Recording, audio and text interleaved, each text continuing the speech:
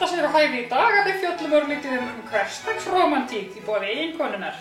Vegna þess að á aðvendunni hafa margar húsnæði svo mikið að gera að þær vanrækja bóndann gasalega. Það náttúrulega ekki gott fyrir hjónabandið.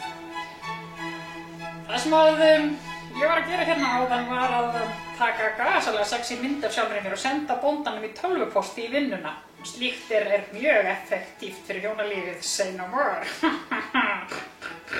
En síman líka hægt að brúka á annan hátt.